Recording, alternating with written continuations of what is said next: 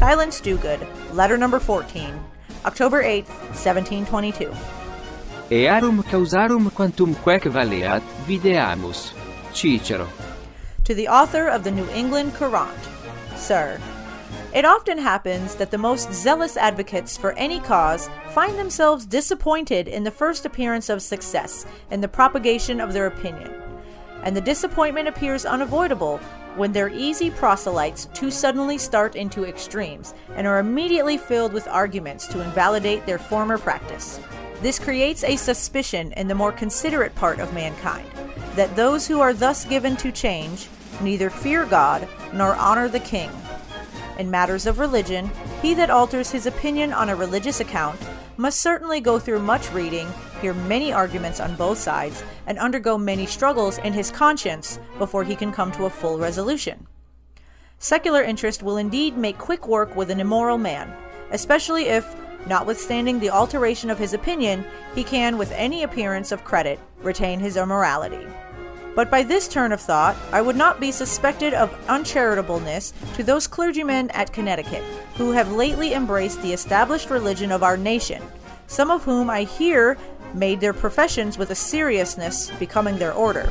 However, since they have denied the validity of ordination by the hands of presbyters, and consequently their power of administering the sacraments, etc., we may justly expect a suitable manifestation of their repentance for invading the priest office and living so long in a Korah-like rebellion.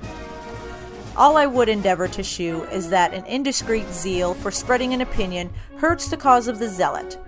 There are too many blind zealots among every denomination of Christians, and he that propagates the gospel among rakes and beaux without reforming them in their morals is every whit as ridiculous and impolitic as the statesman who makes tools of idiots and talebearers.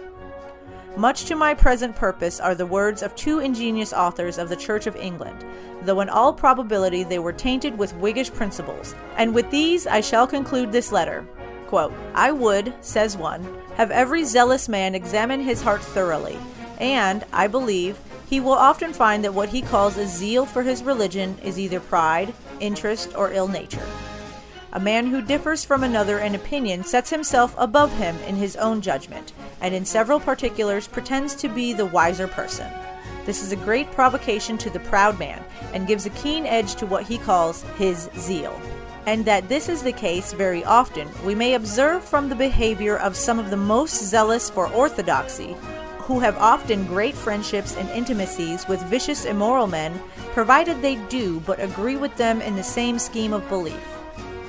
The reason is because the vicious believer gives the precedency to the virtuous man, and allows the good Christian to be the worthier person, at the same time that he cannot come up to his perfections.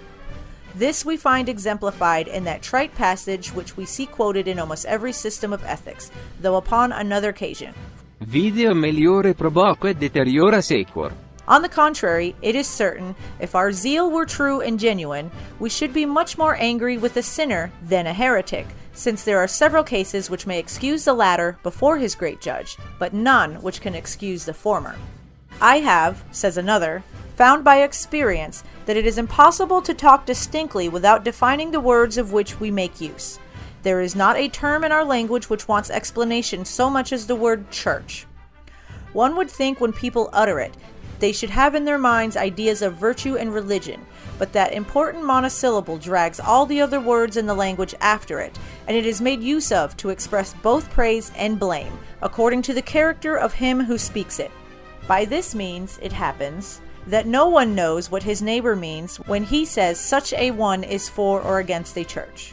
It has happened that he who is seen every day at church has not been counted in the eye of the world a churchman, and he who is very zealous to oblige everyone to frequent it but himself has been a very good son of the church.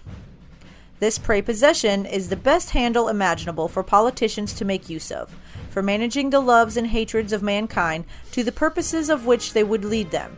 But this is not a thing for fools to meddle with, for they only bring disesteem upon those whom they attempt to serve, when they unskilfully pronounce terms of art.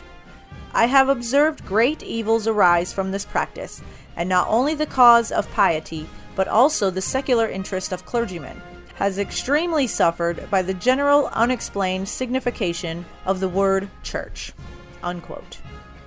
I am, sir, your humble servant, Silence Dogood. Silence certainly saved her most confusing epistle for the end, and I find myself struggling to understand what she's getting at. I think her message is to be careful around those who easily change their opinions or alter their life's course without much struggle, especially clergy people, because they must not have believed so deeply in their original intentions, yet they heartily encouraged others to do as they pretended to do. Hypocrites is probably what she's referring to, and the excerpt from the Church of England kind of backs up that sentiment, but calls them heretics. The second excerpt about the church seems more like a lesson on communication and the importance of your audience understanding the definition of words, especially a word like church, because it means different things to different people. For some, it's their entire belief in a higher power. For others, it's the building they visit sometimes.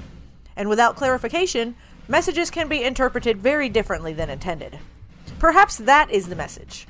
Perhaps I've missed the point. I'm not sure, but this is the last letter Ben Franklin's brother ever published from old Silence Dogood. So that makes this the end of the video. This one was a long one, so thank you for sticking around. I hope you enjoyed this as much as I have, because this was a lot of fun. Kind of like reading gossip mags, but from 200 years ago. Turns out, society was just as catty as it is today, but with a metric ton more run-on sentences. This has been Megan America, reading the letters of Silence Dogood.